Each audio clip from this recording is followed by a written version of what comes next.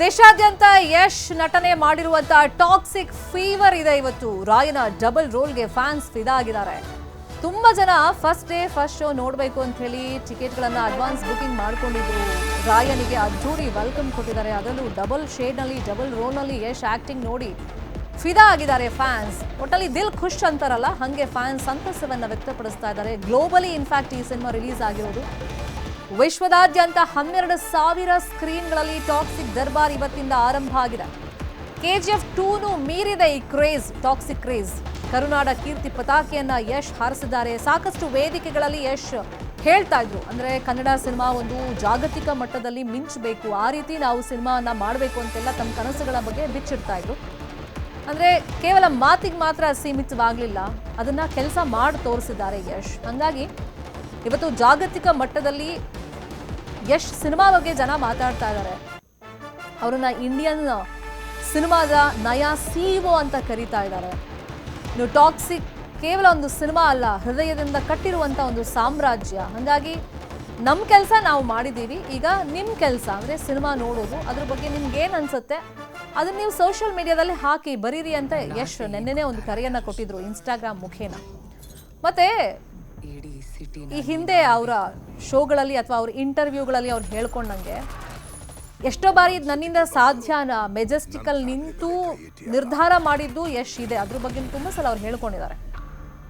ಅಂದರೆ ನನ್ನಿಂದ ಸಾಧ್ಯನಾ, ಮತ್ತು ವಾಪಸ್ ಊರಿಗೆ ಹೋಗ್ಬೇಕಾ, ಅಥವಾ ಗಾಂಧಿನಗರದಲ್ಲಿ ನಮ್ಮನ್ನು ಕಟೌಟ್ ಆಗಲೇಬೇಕು, ಸೊ ಎಷ್ಟು ಪ್ರಯತ್ನ ಪಡಬೇಕು, ಛಲ ಇದೆಯಲ್ಲ. ಅಂದರೆ ಯಾರೇ ಮನುಷ್ಯ ಆಗಲಿ ತಾನು ಅಂದ್ಕೊಂಡಿದ್ದು ಸಾಧ್ಯವಾಗದೇ ಇದ್ದಾಗ ಅಥವಾ ಆರಂಭದ ದಿನಗಳಲ್ಲಿ ಒಂದು ಹತಾಶೆ ನಿರಾಸೆ ಅನ್ನೋದು ಇರುತ್ತೆ. ಬಟ್ ಅಲ್ಲಿಗೆ ಕೈ ಬಿಟ್ಬಿಟ್ರೆ ಮುಂದುವರಿಯೋಕ್ಕಾಗಲ್ಲ. ಬಟ್ ಯಶ್ ತಮ್ಮ ಸಕ್ಸಸ್ನ ಹಾದಿ ಬಗ್ಗೆ ನಾವೀಗ ಮಾತಾಡಲೇಬೇಕಾಗುತ್ತೆ. ಸಾಕಷ್ಟು ಸತಿ ಅವ್ರು ಹೇಳಿದ್ದಾರೆ, ಈಗ ನಾನು ಹೇಳೋದೆಲ್ಲ ಮುಗಿದೋಗಿದೆ, ಇನ್ನು ಕೆಲಸ ಮಾಡಿ ತೋರಿಸ್ಬೇಕು ಅಂತಲೇ ಅವ್ರು ಪ್ರತಿ ಬಾರಿ ಇವಾಗ ಹೇಳ್ತಿರೋದು. ಅವಾಗೆಲ್ಲ ಹೇಳ್ತಿದ್ರು ಮುಂದೆ ನಾನು ಇದು ಮಾಡ್ತೀನಿ ಅದು ಮಾಡ್ತೀನಿ ಅಂತ, ಬಟ್ ಈಗ ಕೆಲಸ ಮಾಡಿ ತೋರಿಸ್ತಾ ಇದ್ದಾರೆ.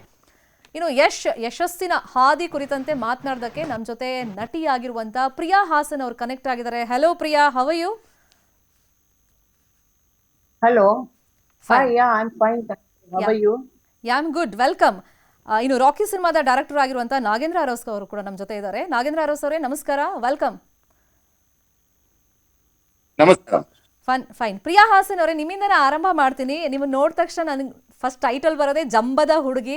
ಇವತ್ತು ಅದ್ರ ಬಗ್ಗೆ ನಾವು ಮಾತಾಡಲೇಬೇಕು. ಈ ಜಂಬದ ಹುಡುಗಿ ಬಹಳ ಜಂಬದಿಂದ ಯಶ್ ಬಗ್ಗೆ ಫಸ್ಟ್ ರಿಯಾಕ್ಷನ್ ಏನು ಕೊಡ್ತೀರಾ? ಗ್ಲೋಬಲಿ ಸ್ಟಾರ್ ಆಗಿದ್ದಾರೆ ಯಶ್ ಈಗ.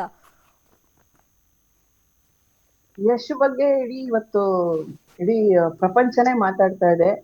ತುಂಬಾ ಖುಷಿ ಅನ್ಸುತ್ತೆ ಅವರ ಬೆಳವಣಿಗೆ ಬಗ್ಗೆ. ನನ್ನ ಮೊದಲ ನಿರ್ದೇಶನದ ಹೀರೋ ಅವರು.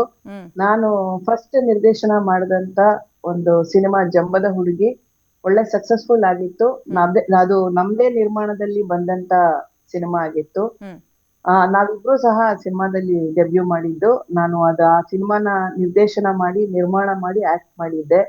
ಸೊ ಆ ಒಂದು ದಿನಗಳು ನೆನಪಾಗತ್ತೆ ಇವಾಗ. ಆವಾಗ ಅಲ್ಲಿ ಆ ಜಂಬದ ಹುಡುಗಿಯಿಂದ ಎಂಟರ್ ಆದಂತ ಒಂದು ಹೀರೋ ಇವತ್ತು ಈ ಮಟ್ಟಕ್ಕೆ ಬೆಳೆದಿದ್ದಾರೆ. ಇಡೀ ಪ್ರಪಂಚ ಇವತ್ತು ಅವ್ರ ಬಗ್ಗೆ ಮಾತಾಡ್ತಾ ಇದೆ. ಇಡೀ ಪ್ರಪಂಚ ತಿರುಗಿ ನೋಡ್ತಾ ಇದೆ ಅವರನ್ನ. ಅಂದ್ರೆ ನಮಗೆ ತುಂಬಾ ಸಂತೋಷ ಆಗತ್ತಲ್ವಾ? ನಮ್ಮವರು, ನಮ್ಮ ಕನ್ನಡ ಚಿತ್ರರಂಗದವರು ಇವತ್ತು ಇಡೀ ಕನ್ನಡ ಚಿತ್ರರಂಗನ ಎಲ್ಲರೂ ಈ ಕಡೆ ನೋಡೋ ಹಾಗೆ ಮಾಡಿದ್ದಾರೆ. ತುಂಬಾ ಸಂತೋಷ ಅನ್ಸುತ್ತೆ ಅವ್ರ ಬೆಳವಣಿಗೆ ಬಗ್ಗೆ. ಫೈನ್. ಹಾಗೆ ಸಂಪರ್ಕದಲ್ಲಿ ಮಾತಾಡ್ತಾ ಹೋಗ್ತೀನಿ ಪ್ರಿಯಾ. ನಾಗೇಂದ್ರ ಅರಸ್ ಅವರೇ, ರಾಕಿ ಚಿತ್ರ ನೀವು ಡೈರೆಕ್ಟ್ ಮಾಡಿದ್ರಿ, ಅದರಲ್ಲಿ ಹೀರೋ ಆಗಿದ್ರು ಯಶ್. ಅಂದ್ರೆ ನಾವು ಇತ್ತೀಚೆಗೆ ಯಶ್ ಅವರನ್ನ, ಅಂದ್ರೆ ಅವ್ರ ಮಾತುಗಳನ್ನ ಅವರು ಫುಲ್ಫಿಲ್ ಮಾಡಿದ್ದಾರೆ, ಆಡಿದ ಮಾತಿನ ಮೇಲೆ ನಿಂತಿದ್ದಾರೆ ಅಂತಾರಲ್ಲ, ಹಾಗಾಗಿ ಒಂಥರ ಮ್ಯಾನಿಫೆಸ್ಟ್ ಏನು ಮಾಡ್ತಾ ಹೋದ್ರು ಅದನ್ನೆಲ್ಲ ಪ್ರೂವ್ ಮಾಡಿ ತೋರಿಸಿದ್ದಾರೆ, ಅದನ್ನ ಸತ್ಯ ಮಾಡಿ ತೋರಿಸಿದ್ದಾರೆ. ಹಾಗಾಗಿ ಮ್ಯಾನಿಫೆಸ್ಟೇಷನ್ಗೆ ಒಂಥರ ಬ್ರ್ಯಾಂಡ್ ಅಂಬಾಸಿಡರ್ ಯಶ್ ಅಂದ್ರೂ ತಪ್ಪಾಗಲ್ಲ. ಇವಾಗ ಜವಾಬ್ದಾರಿ ಜಾಸ್ತಿ ಆಗಿದೆ, ಇವಾಗ ಮಾತಾಡಲ್ಲ, ಕೆಲಸ ಮಾಡಿ ತೋರಿಸ್ತೀನಿ ಅಂತಾರೆ. ಅವಾಗಿನ ದಿನಗಳಲ್ಲಿ ಅವರೊಂದು ದೂರದೃಷ್ಟಿ ಹೆಂಗಿತ್ತು ಸಿನಿಮಾಗಳ ಬಗ್ಗೆ, ಅವರ ಆಕ್ಟಿಂಗ್ ಬಗ್ಗೆ ಇರ್ಬೋದು, ಅಥವಾ ಕನ್ನಡವನ್ನ ಗ್ಲೋಬಲಿ ತಗೊಂಡು ಹೋಗೋದ್ರ ಬಗ್ಗೆ ನಿಮ್ಮ ಹತ್ರ ಏನೆಲ್ಲ ಶೇರ್ ಮಾಡ್ತಾ ಇದ್ರು? ಮ್ಯಾಮ್, ಶೇರ್ ಮಾಡೋ ಅನ್ನೋ ತರದಲ್ಲಿ ಅನ್ನೋಗಿನ ಡೆಡಿಕೇಶನ್ ಅಲ್ಲೇ ಗೊತ್ತಾಗ್ತಿತ್ತು. ಯಾಕಂದ್ರೆ ರಾಕಿ ಮಾಡುವಾಗ ಈ ಕೆಲವ್ರು ಹೇಳ್ಬೋದು, ನೀನ್ ರಾಕಿ ಮಾಡುವಾಗ ಆವಾಗ ಈಗ ಸಕ್ಸಸ್ ಆದ್ಮೇಲೆ ಈ ರೀತಿ ಮಾತಾಡ್ತೀರಿ ಅಂತ ಕೆಲವ್ರು ಹೇಳ್ತಾರೆ. ಬಟ್ ಐ ಡೋಂಟ್ ಕೇರ್, ನಾನು ಅದ್ರ ಬಗ್ಗೆ ಏನು ಇದ್ ಮಾಡಲ್ಲ. ಆವಾಗ ಏನಾಗಿತ್ತು ಅದು ಸತ್ಯನೇ. ಇಟ್ಸ್ ಎ ರೆಕಾರ್ಡೆಡ್ ಅಲ್ವಾ, ಆಗಿರುವಂತದ್ದು ಸತ್ಯ. ಹಾಗಾಗಿ ಯಶನ್ನು ಕೂಡ ನಾವು ಆಯ್ಕೆ ಮಾಡೋ ಮುಂಚೆ ಅದು ಆಕ್ಚುಲಿ ಆ ಸಿನಿಮಾಕ್ಕೆ ಬೇರೆ ನಿರ್ಮಾಪಕರು, ಬೇರೆ ನಾಯಕ ನಟನೆ ಇದ್ದಿದ್ದು. ಒಂದು ಕ್ಯಾಮ್ರಾಮನ್ ವಿಷಯಕ್ಕೋಸ್ಕರ ಆ ಪ್ರಾಜೆಕ್ಟ್ ನೇ ಡ್ರಾಪ್ ಮಾಡಿ ಹೊಸ ನಿರ್ಮಾಪಕರನ್ನೇ ಬಳಸ್ಕೊಂಡು ಅದೇ ಕ್ಯಾಮ್ರಾಮನ್ ಇಟ್ಕೊಂಡು ಆಮೇಲೆ ಯಶನ ಈ ಸಿನಿಮಾದಲ್ಲಿ ಆಯ್ಕೆ ಮಾಡೋ ಸಂದರ್ಭ ಬಂತು. ಕತೆಗೆ ಚೆನ್ನಾಗಿದ್ದಾಗ ಒಂದು ಯೂತ್ಫುಲ್ ಆಗ್ಬೇಕು ಹುಡುಗ, ಹಂಗೆ ಹಿಂಗೆ ಅಂತ ಅಂದಾಗ ನಮ್ಮ ಸೀರಿಯಲ್ ಸರ್ಕಲ್ ಅಲ್ಲಿ ಫ್ರೆಂಡ್ಸ್ ಇದ್ರು, ಅವ್ರನ್ನ ಕೇಳಿದ್ದೆ ಈ ತರ ನಂಬರ್ ಬೇಕು, ಇದು ಇದ್ರಲ್ಲೇ ಸೀರಿಯಲ್ ಆಕ್ಟ್ ಮಾಡ್ತಾ ಇದ್ರು ಅವಾಗ, ತುಂಬಾ ಫೇಮಸ್ ಸೀರಿಯಲ್. ಮನೆ ಒಂದು ಮೂರು ಬಾಗಿಲು, ಆಮೇಲೆ ಇನ್ನೊಂದು ಈ ಟಿವಿಲಿ ಅದೊಂದಷ್ಟು ಮಾಡ್ತಾ ಇದ್ರು. ಆಗ ಅವಾಗ ನಂಬರ್ ಕೊಟ್ಟಾಗ ಫೋನ್ ಮಾಡಿ, ಅಪ್ಪಿ ಎಲ್ಲಿದ್ಯಪ್ಪಿ ಅಂದ್ರೆ, ಸರ್ ಈ ತರ ಹಿಂಗಿದೆ, ಸರಿ ನಮ್ ಸ್ಟುಡಿಯೋಗೆ ಬಾ ಮಾತಾಡ್ಬೇಕು ಅಂತ ಹೇಳಿ ಆವತ್ತೇ ಕರ್ಸಿ ಆ ದಿನನೇ ಕತೆ ಹೇಳಿ ಫೈನಲ್ ಮಾಡಿ ನೀನೇ ನನ್ ಸಿನಿಮಾ ಹೀರೋ ಅಂತ ಅಂದು. ಆಮೇಲೆ ನಿಜವಾಗ್ಲೂ ಎಕ್ಸೈಟ್ ಆಗ್ಬಿಟ್ಟ ಯಶ್. ನಾನು ಹೋಗೋ ಬರೋ ತರನೇ, ಯಾಕಂದ್ರೆ ಆ ಟೈಮಿಂದ ಹೇಗೆ ನಾವು ಮಾತಾಡ್ತಿದ್ವಿ ಅದೇ ರೀತಿ ಮಾತಾಡ್ಬೇಕಾಗತ್ತೆ. ಬಟ್ ಕೇಳೋರು ಬೇಜಾರ್ ಮಾಡ್ಕೊಂಬೇಡಿಪ್ಪ. ಆ ತರ ಇದ್ದಾಗ ನಿಜವಾಗ್ಲೂ ಆ ಸಿನಿಮಾ ಯಾವಾಗ ಒಂದು ಟೇಕ್ ಆಫ್ ಆಯ್ತು, ಅದರಿಂದ ಕಂಪ್ಲೀಟ್ ಆಗೋವರ್ಗುನು ಆ ಒಂದು ಡೆಡಿಕೇಶನ್ ಅಂತೂ ಸಿಕ್ಕಾಬಟ್ಟೆ ಇತ್ತು. ಯಾಕಂದ್ರೆ ಒಬ್ಬ ಹೀರೋ ಒಂದು ಲಾಂಚ್ ಅಂದ್ರೆ ಪ್ರತಿ ಒಂದನು ಇರ್ಬೇಕು ಅವನಲ್ಲಿ. ಅಂದ್ರೆ ಅವನ ನಟನೆಯಲ್ಲಾಗ್ಲಿ, ಡ್ಯಾನ್ಸ್ ಅಲ್ಲಾಗ್ಲಿ, ಫೈಟ್ ಅಲ್ಲಾಗ್ಲಿ ಒಂದು ಪರಿಪಕ್ವವಾಗಿ 100% ಹೀರೋ ಅಂತ ಏನು ಜನ ಅಂದ್ರೆ ಕನ್ಸ್ ಕಾಣ್ತಾರೋ ಜನ, ಆ ರೀತಿ ಪ್ರತಿಯೊಂದು ಪ್ಯಾಕೇಜ್ ಯಶಲ್ಲಿತ್ತು. ಅದೊಂದು ಬೊಂಬಟಾಗೂ ಬಂತು. ನಿಮ್ಗೆ ಗೊತ್ತಿದೆ, ಆಮೇಲೆ ಜನತೆಗಳಿಗೂ ಗೊತ್ತಿದೆ ರಾಕಿ ಯಾವ ಮಟ್ಟಕ್ಕೆ ಚೆನ್ನಾಗಾಯ್ತು. ಆಮೇಲೆ ಸೂಪರ್ ಹಿಟ್ ಸಾಂಗ್ಸ್ ಆಯ್ತು. ರಾಕಿ ಅವಾಗ ಒಂದ್ಸರಿ ಹೇಳಿದ್ದೆ ಕೇಳ್ಬೇಕು ಅಂತಿದ್ದೆ ನೋಡಿ, ಆ ಟೈಟಲ್ಗೂ ಇವಾಗ ಯಶ್ ಅವ್ರನ್ನ ಕರೆಯೋದಕ್ಕೂ ನೋಡಿ, ರಾಕಿಂಗ್ ಸ್ಟಾರ್, ರಾಕಿ ಭಾಯ್. ಅದಕ್ಕೆ ನಾವ್ ಹೇಳ್ತಿದ್ದೆ, ಅಪ್ಪಿ ಈ ಸಿನಿಮಾ ಇಂದ ನೋಡಿ ನಿನ್ಗೆ ರಾಕಿಂಗ್ ಸ್ಟಾರ್ ಯಶ್ ಅಂತ ಬರ್ಲಿಲ್ಲ ಅಂದ್ರೆ ನೋಡು ಅಂದೆ. ಇಲ್ಲ ಜಿ ಆತರ ಎಲ್ಲಿ ಜಿ, ಇಲ್ಲ ಜಿ ಏನು ನಮ್ ಕಷ್ಟ ಮಾಡ್ತಾ ಇದೀವಿ ಜಿ ಅಂತ. ಬಂದೇ ಬರ್ದೆ ನೋಡಪ್ಪಿ ರಾಕಿಂಗ್ ಸ್ಟಾರ್ ಯಶ್ ಅಂತ ಬರ್ಲಿಲ್ಲ ಅಂದ್ರೆ ನೋಡಬೇಕಿದ್ರೆ ಅಂದೆ. ಹಂಗೆ ಆಯ್ತು. ಕೆಲವರು ಅದೇ ಹೇಳ್ತಿರ್ತಾರೆ ರಾಕಿ ಭಾಯ್ ಅಂತ. ಅವಾಗ ನಾನ್ ರೇಗಿಸ್ತಾ ಇರ್ತೀನಿ ಅವ್ರಿಗೆ, ಅವನ್ ರಾಕಿ, ನಾನು ಭಾಯ್ ಅಂತ. ಬಟ್ ಖುಷಿ ಆಗುತ್ತೆ, ನಿಜವಾಗ್ಲೂ ಖುಷಿ ಆಗುತ್ತೆ. ಕೆಲವರು ಮಾಮೂಲಿ ಇಂಡಸ್ಟ್ರಿಲಿ ಕೆಲವ್ರು ಹೇಳ್ಕೊಂತಾರೆ, ಏನೋ ಆಗ್ದಿರೋನು ಮೈ ಪರ್ಚ್ಕೊಂತಾರೆ ಅಂತಾರಲ್ಲ, ಹಂಗೆ ಏನ್ ಮಾಡಕ್ ಆಗಲ್ಲ ಅಂತದನ್ನ ಕೇರೇ ಮಾಡಬಾರ್ದು. ಡೈಲಾಗೇ ಇದೆಯಲ್ಲ ಯಶ್ ಸಿನಿಮಾದಲ್ಲೇ, ಅಂತ ಕಾಲ್ ಎಳೆಯವ್ರು ಯಾವತ್ತು ನಮ್ ಕಾಲ್ ಕೆಳಗಡೆನೆ ಇರ್ತಾರೆ ಅಂತ, ಹಾಗೆ ಕಾಲ್ ಕೆಳಗಡೆನೆ ಇರ್ತಾರೆ. ನೋಡಿ ಈಗ ಯಶ್ ಯಾವ ಟಾಪ್ ಲೆವೆಲ್ ಅಲ್ಲಿ ಹೋಗ್ತಾ ಇದಾರೆ ಅಂತ ಖುಷಿ ಆಗುತ್ತೆ. ನಿಜವಾಗ್ಲೂ ನಮ್ಮ ಇಂಡಸ್ಟ್ರಿಗೆ ದಿ ವಂಡರ್ಫುಲ್ ಗಿಫ್ಟ್ ಅಂತ ಹೇಳ್ಬೋದು. ಯಾವುದೇ ನಾನು ಬೇರೆ ಇಂಟರ್ವ್ಯೂಸ್ ಆಮೇಲೆ ಲಾಂಚ್ ಗಳಲ್ಲಿ ಎಲ್ಲಾ ಸ್ಟೇಟ್ ಅಲ್ಲೂ ಲಾಂಚ್ ನೋಡಿದ್ನಲ್ಲ, ಆ ಕ್ರೇಜ್, ಇದು ವೈಬ್, ಆರೋ ಅಂತಾರಲ್ಲ, ಇಟ್ ವಾಸ್ ವೆರಿ ಬ್ಯೂಟಿಫುಲ್. ನಿಜವಾಗ್ಲೂ ಖುಷಿ ಆಗುತ್ತೆ ಆ ತರ ನೋಡ್ತಿದ್ರೆ. ಅಂದ್ರೆ ಓಕೆ, ನನ್ ಸಿನಿಮಾದಲ್ಲಿ ನಾನು ಹಾಕೊಂಡ್ ಮಾಡಿದ್ನಲ್ಲ ಅನ್ನೋದು ಬಹಳ ಖುಷಿ ಆಗುತ್ತೆ ನಿಜವಾಗ್ಲೂ. ಫೈನ್, ಇದೆಲ್ಲ ಆರಂಭದ ದಿವಸಗಳು. ಇವತ್ತು ನಿಜಕ್ಕೂ ಖುಷಿ ಆಗುತ್ತೆ. ನಾಗೇಂದ್ರ ಅವರೇ ಹಾಗೆ ಸಂಪರ್ಕದಲ್ಲಿರಿ. ಪ್ರಿಯಾ ಹಾಸನ್ ಅವರೇ, ಈ ಪ್ರಶ್ನೆ ನಿಮ್ಮ ಹತ್ರ ಕೇಳಲೇಬೇಕು ಒಬ್ಬ ಮಹಿಳೆಯಾಗಿ. ಕಾರಣ, ಇವಾಗ ಒಂದು ಸಕ್ಸಸ್ ಅಂತ ಬಂದಾಗ, KGF 2 ಆದ್ಮೇಲೆ ವಾಟ್ ನೆಕ್ಸ್ಟ್ ಅಂತ ಪ್ರಶ್ನೆ ಬಂದಾಗ ಜನ ಒಂದು ನಿರೀಕ್ಷೆ ಇಟ್ಟಿರ್ತಾರೆ, ಮತ್ತು ಜವಾಬ್ದಾರಿ ಅವ್ರಿಗೆ ಜಾಸ್ತಿ ಇರುತ್ತೆ, ಯಾವ ಥರ ಸಿನಿಮಾ ಜನರಿಗೆ ಕೊಡಬೇಕು ಅಂಥೇಳಿ. ಆಗ ಗೀತು ಮೋಹನ್ ದಾಸ್ ಅನ್ನೋ ಒಬ್ಬ ಮಹಿಳಾ ನಿರ್ದೇಶಕಿ ಜೊತೆ ಕೆಲಸ ಮಾಡ್ತಾರಲ್ಲ, ಇಷ್ಟು ರಿಸ್ಕ್ ಅನ್ನ ಬಹುಶಃ ಟಾಪ್ ಹೀರೋಗಳು ಯಾರು ತಗೊಳ್ಳಲ್ಲ ಅಂತ ಅನ್ಸುತ್ತೆ. ಅಂದ್ರೆ ಅದೊಂದು ಮನಸ್ಥಿತಿ ಇರುತ್ತೆ, ಹೆಣ್ಮಕ್ಳು ಡೈರೆಕ್ಟ್ ಮಾಡಿದ್ರೆ ಸಿನಿಮಾ ಹಿಟ್ ಆಗುತ್ತಾ, ಅವ್ರಿಗೆ ಅವಕಾಶ ಕೊಡ್ಬೇಕಾ, ಇಂಥದ್ದೆಲ್ಲ ಚರ್ಚೆಗಳು ಸಹಜವಾಗಿ ನಮ್ಮ ಸೊಸೈಟಿಲಿ ಬರುತ್ತೆ. ಇದಕ್ಕೇನ್ ಹೇಳ್ತೀರಾ? ಇಲ್ಲ, ಆಕ್ಚುಲಿ ನಾನಿದು ಸ್ವಲ್ಪ ಬೇರೆ ವಾಹಿನಿಗಳಲ್ಲೂ ನಾನು ಮಾತಾಡಿದೆ ಇದ್ರ ವಿಚಾರವಾಗಿ. ನಿಜವಾಗ್ಲೂ ಅವರನ್ನ ಅಪ್ರಿಷಿಯೇಟ್ ಮಾಡ್ಬೇಕು. ಯಾಕೆ ಹೇಳ್ತೀನಿ ಅಂದ್ರೆ, ಇವಾಗ ಜಂಬದ ಹುಡುಗಿ ಮಾಡೋ ಟೈಮಲ್ಲಿ ಮಹಿಳಾ ನಿರ್ದೇಶಕರು ತುಂಬಾನೇ ಕಮ್ಮಿ ಇದ್ರು. ತುಂಬಾನೇ ಕಮ್ಮಿ ಅಂದ್ರೆ ಕವಿತಾ ಲಂಕೇಶ್, ಅದಾದ್ಮೇಲೆ ನಾನ್ ಮಾಡಿದೆ ಅನ್ಸುತ್ತೆ. ನಾನು ಸೈಮಲ್ಟೇನಿಯಸ್ ಆಗಿ ನಾನು 3 ವಿಭಾಗಗಳಲ್ಲಿ ಕೆಲಸ ಮಾಡಿದೆ. ಅವಾಗ್ಲೂ ಸಹ ಮಹಿಳೆಯರಿಗೆ ಅಷ್ಟು ಪ್ರಾಮುಖ್ಯತೆ ಇರ್ತಾ ಇರ್ಲಿಲ್ಲ.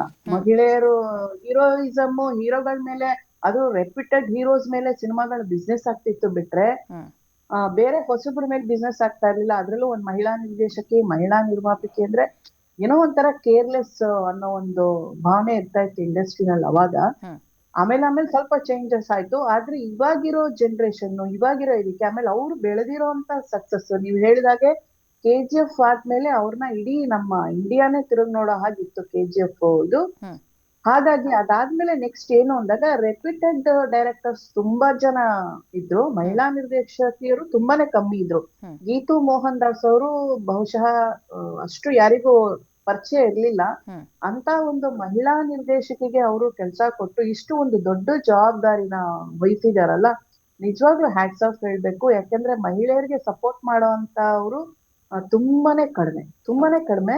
ಒಂದ್ ಮಹಿಳಾ ನಿರ್ದೇಶಕಿ ಮೇಲೆ ಇಷ್ಟು ನಂಬಿಕೆ ಇಟ್ಟು ಇಷ್ಟು ಪಾಪ್ಯುಲರ್ ಹೀರೋನ ಕ್ಯಾರೆಕ್ಟರ್ನ, ಆ ಒಂದು ಕಥೆನ ಇಷ್ಟು ಚೆನ್ನಾಗಿ ಕ್ಯಾರಿ ಓವರ್ ಮಾಡ್ಬೋದು ಒಂದು ನಿರ್ದೇಶಕಿ ಅಂತ ಅವ್ರಿಗೆ ಒಂದು ನಂಬಿಕೆಯಿಂದ ಅವರಿಗೆ ಆ ಒಂದು ಜವಾಬ್ದಾರಿನ ವಹಿಸಿದಾರಲ್ಲ, ನಿಜವಾಗ್ಲೂ ತುಂಬಾನೇ ಖುಷಿ ಆಯ್ತು. ಅವ್ರಿಗೆ ಆ ಕನ್ಸರ್ನ್ ಇದೆಯಲ್ಲ, ಮಹಿಳೆಯರಿಗೂ ಸಹ ಆ ಒಂದು ಕೆಪಾಸಿಟಿ ಇದೆ, ಶಿ ಈಸ್ ಆಲ್ಸೋ ಕೇಪಬಲ್, ಮಹಿಳೆಯರಿಗೂ ಆ ಒಂದು ಮಾಡಬಲ್ರು ಅನ್ನೋದನ್ನ ತೋರ್ಸ್ಕೊಟ್ಟಿದ್ದಾರೆ ಇವತ್ತು. ಅದಕ್ಕೆ ನಾನು ನಿಜವಾಗ್ಲೂ ಹ್ಯಾಟ್ಸ್ ಆಫ್ ಹೇಳ್ತೀನಿ ಇಂಡಸ್ಟ್ರಿಗೆ. ಖಂಡಿತ. ಮತ್ತೆ ಈ ಫೀಮೇಲ್ ಗ್ಯಾಂಗ್ ಬಗ್ಗೆ, ಆ ಲೇಡೀಸ್ ಗ್ಯಾಂಗ್ ಬಗ್ಗೆ ಚರ್ಚೆ ಆಗ್ತಿತ್ತು. ಸಿನಿಮಾ ನೋಡ್ ಬಂದವರು ಪ್ರಿಯಾರಿಟಿ ಕೊಟ್ಟಿದ್ದಾರೆ 5 ಜನಕ್ಕೆ ಅಂತ ಹೇಳ್ತಿದ್ದಾರೆ.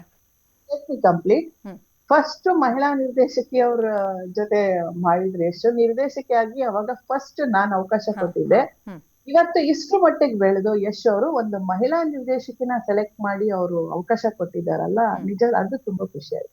ಎಕ್ಸಾಕ್ಟ್ಲಿ. ಅಂದ್ರೆ ಅದೊಂದು ಸವಾಲ್ ತಗೊಂಡಂಗೆನೆ. ಆಕ್ಚುಲಿ ನಾನು ಅಂದಲ್ಲ, ಎಷ್ಟು ಜನ ಇಷ್ಟು ದೊಡ್ಡ ಮಟ್ಟದ ಸಿನಿಮಾನ ಮಹಿಳೆ ಕೈ ಕೊಡಕ್ ಸಾಧ್ಯ ಅಲ್ವಾ? ನನಗೆ ಪರ್ಸನಲಿ ತುಂಬಾ ಹೆಮ್ಮೆ ಅನ್ಸುತ್ತೆ. ನಾನೊಂದು ಒಳ್ಳೆ ಹೀರೋನ ಸೆಲೆಕ್ಟ್ ಮಾಡಿದೆ, ಇಂಡಸ್ಟ್ರಿಗೆ ಒಂದು ಒಳ್ಳೆ ಹೀರೋನ ನಾನು ಪರಿಚಯ ಮಾಡಿಸ್ದೆ ಬೆಳ್ಳಿ ತೆರೆಗೆ ಅನ್ನೋ ಒಂದು ಖುಷಿ ಇದೆ ನನಗೆ. ಫೈನ್. ನಾಗೇಂದ್ರ ಅವರೇ, ಎಷ್ಟು ಡೆಡಿಕೇಶನ್ ಬಗ್ಗೆ ನೀವಾಗಲೇ ಮಾತಾಡ್ತಾ ಇದ್ರಿ. ಅಂದರೆ ಅವರ ಆರಂಭದ ದಿನಗಳಿರ್ಬೋದು, ಆ ಡೆಡಿಕೇಶನ್ ನೋಡಿನೇ ನಮ್ಗೆ ಗೊತ್ತಿತ್ತು ಈ ಹುಡುಗ ಮುಂದೊಂದು ದಿನ ಸಾಧನೆ ಮಾಡ್ತಾನೆ ಅಂತ ಅಂದ್ಕೊಳ್ತಾ ಇದ್ವಿ ಅಂತೇಳಿ. ಮತ್ತು ಸುಮ್ಮನೆ ಬರಲ್ಲ. ಯಾಕಂದರೆ ಈ ಯಶಸ್ಸು ಸಿಗಬೇಕು ಅಂದರೆ ಅವ್ರನ್ನವರು ತುಂಬ ಟ್ರಾನ್ಸ್ಫಾರ್ಮೇಷನ್ ಮಾಡ್ಕೊಂಡಿದ್ದಾರೆ. ಯಾಕಂದರೆ ಅವಾಗಿನ ಇಂಗ್ಲೀಷ್ ನೋಡಿ ಇವಾಗಿನ ಇಂಗ್ಲೀಷ್ ಕಂಪೇರ್ ಮಾಡಿ, ಮತ್ತು ಲ್ಯಾಂಗ್ವೇಜಸ್ಗಳನ್ನು ಜಾಸ್ತಿ ಕಲ್ತಿದ್ದಾರೆ. ಎಲ್ಲಿ ಹೋದ್ರೂ, ಫಾರ್ ಎಕ್ಸಾಂಪಲ್ ಕೇರಳ ಹೋಗಲಿ, ತಮಿಳ್ನಾಡಿಗೆ ಹೋಗಲಿ, ಹೈದರಾಬಾದ್ಗೆ ಹೋಗಲಿ, ಅಲ್ಲಿನ ಲ್ಯಾಂಗ್ವೇಜಲ್ಲೇ ಮಾತಾಡ್ತಾ ಇದ್ದಾರೆ. ಅಂದರೆ ಇಲ್ಲಿ ಎಫರ್ಟ್ ಬಗ್ಗೆ ನಾವು ಮಾತಾಡಬೇಕು. ಅದಕ್ಕೇನಂತೀರಾ? ಅಂದರೆ ಅವ್ರ ಔಟ್ಲುಕ್ ಇರ್ಬೋದು, ಒಂದು ಹೀರೋಯಿಸಮ್ ಕ್ಯಾರಿ ಮಾಡಬೇಕು ಅಂತಂದರೆ ಸಿನಿಮಾದಲ್ಲಿ ಮಾತ್ರ ಅಲ್ಲ, ರಿಯಲ್ ಲೈಫ್ನಲ್ಲೂ ಕ್ಯಾರಿ ಮಾಡಬೇಕಾಗತ್ತೆ. ಬದಲಾವಣೆಯೇ ಜಗದ ನಿಯಮ ಅಂತ ಹೇಳ್ತಾರೆ. ಹಾಗಾಗಿ ಕಾಲ ಬದಲಾಗ್ತಿದ್ದಂಗೆ ಅಂದ್ರೆ ನಾವೂನು ಕೂಡ ಅಂದ್ರೆ ಕ್ಯಾರೆಕ್ಟರ್ ಹಾಗೆ ಇರ್ಬೇಕು, ಬಟ್ ಡೆವಲಪ್ಮೆಂಟ್ ಏನ್ ಬೇಕು ಆ ಬದಲಾವಣೆ ಬೇಕೇ ಬೇಕು. ನಮ್ಮ ಟೆಕ್ನಿಕಲ್ ಆಸ್ಪೆಕ್ಟ್ಸ್ ಅಲ್ಲೂ ಕೂಡ ಮುಂಚೆ ಸೆಲ್ಯುಲೈಡ್ ನೆಗೆಟಿವ್ ಇದ್ದಾಗ ಡಿಜಿಟಲ್ ಕ್ಯಾಮ್ರಾಸ್ ಬಂತು, ಡಿಜಿಟಲ್ ಆಮೇಲೆ ಎಡಿಟಿಂಗ್ ಇದ್ದಾಗ್ಲೂ ಮಾಮೂಲಿ ಎಡಿಟಿಂಗ್ ಮಾಡ್ತೀವಿ, ಅಲ್ಲಿಂದ ಆವಿಡ್ ಕಂಪ್ಯೂಟರ್ಸ್ ಅಂತ ಬಂದಾಗ ಹೇಗೆ ನಾವೆಲ್ಲ ಅಡಾಪ್ಟ್ ಆದ್ವೋ, ಅದೇ ರೀತಿ ಒಬ್ಬ ಕಲಾವಿದನು ಕೂಡ ಅಡಾಪ್ಟ್ ಆಗ್ತಾ ಇರ್ಬೇಕು, ಚೇಂಜ್ ಆಗ್ತಾ ಇರ್ಬೇಕು. ಆಗ್ಲೇ ಒಂದ್ ಬೆಳೆಯೋದಕ್ ಸಾಧ್ಯ. ಒಂದು ಇಷ್ಟೇ ನಮ್ ಬೌಂಡ್ರಿ ಇಷ್ಟೇನೆ, ನಾವು ಬಾವಿಲಿರೋ ಕಪ್ಪೆ ತರ ಆಗ್ಬಾರ್ದು. ಆಮೇಲೆ ನಾವು ಸಾಗರ, ಯಾಕಂದ್ರೆ ಅದಕ್ಕೆ ಸಾಗರಗೆ ಎಲ್ಲಿ ನಾವು ಎಂಡಿಲ್ವೋ ಆ ರೀತಿ ನಮ್ಮ ಯಶಸ್ಸು ಏನು ಎತ್ತ ಅನ್ನೋದು ಎಲ್ಲೂ ಕೊನೆ ಇಲ್ಲ. ಮಾಡೋಷ್ಟು ಮಾಡ್ತಾ ಇರ್ಬೇಕು, ನುಗ್ತಾ ಇರ್ಬೇಕು ಅಷ್ಟೇನೆ. ಆ ಒಂದ್ ನಿಟ್ಟಿನಲ್ಲಿ ಯಶ್ ನಿಜವಾಗ್ಲೂ ಮುನ್ನುಗ್ಗಿರೋದು.